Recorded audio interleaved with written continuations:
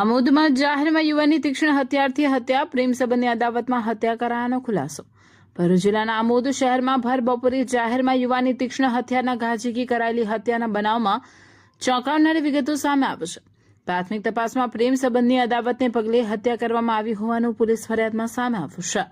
આમોદ પોલીસે ભારતીય ન્યાય સંહિતા 2023ની કલમ 103(1) તેમજ જીપી એક્ટ કલમ 135 હેઠળ ગુનો નોંધી વધુ તપાસ હાથ ધરી છે।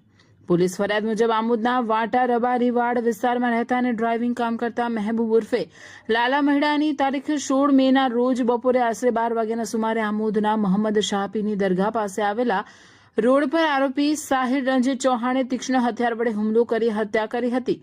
આ બનાવ અંગે મૃતકના ભાઈ મોહમ્મદ હનીફ ફતેહસંગ મહેડાએ આમોદ પોલીસ મથકે ફરિયાદ નોંધાવી હતી।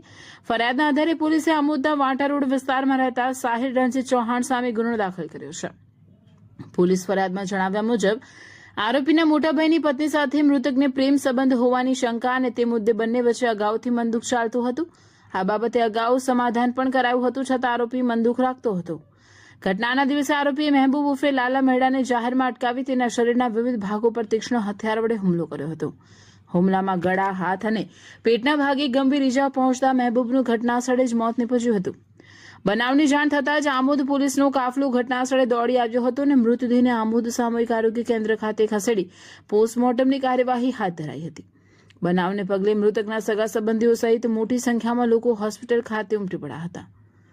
હાલ આમોદ પોલીસે આરોપીને ઝડપી પાડવા માટે ચક્રો ગતિમાન કર્યા છે અને સમગ્ર મામલે વધુ તપાસ હાથ ધરી છે। શું નામ તમારું? શું થતો હતો આ છોકરો?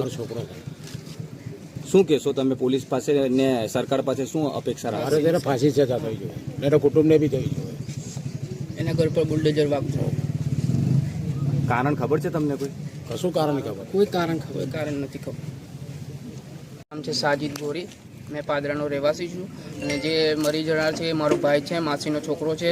મારો એક ડાબો હાથ હતો, મારો ભાઈ હતો એને જે આરોપી છે એ આરોપીને કડક ને કડક સજા થવી જોઈએ, એને ફાંસીની સજા થવી જોઈએ, એને ઊંડાણપૂર્વક તપાસ થવી જોઈએ, કાયદેસરની કાર્યવાહી થઈ જોઈએ। હર્ષ સંઘવી સાહેબને હું કહું છું કે એના ઘર પર જે રીતે લોકોના ઘરો પર બુલડોઝર ચડાયા છે એ રીતે એના ઘર પર બુલડોઝર ચડવો જોઈએ। કાયદેસરની કાર્યવાહી થઈ જોઈએ, કોઈ બાકી ના રાખવું જોઈએ, કેમ કે અમારા પરિવારમાં લોકો રહી ગયા છે અને નાના નાના છોકરા બે છે મારા ભાઈના। એનો કોણ રહેશે? જવાબદાર કોણ રહેશે એનો? આ ભાઈ એને માર્યો છે એનો જવાબદાર કોણ રહેશે? એ તો હવે જેલની અંદર જતો રહેશે। છોકરોને કોણ પાલવશે? મારા માહા છે, માહાનો એક પગ જતો રહ્યો છે એવું સમજો। એકનોથી એક છોકરો હતો, એમના બે છોકરા છે। મારા માહાનો એકનોથી એક છોકરો હતો, એમની એક બેન છે, એમની જવાન વાઇફ છે। એ રીતે આ નરાધમને માથા ભારે નરાધમની સજા કાર્યવાહી થવી જોઈએ એની પર। એટલે સરકાર પાસે અમને અપીલ કરીએ છીએ।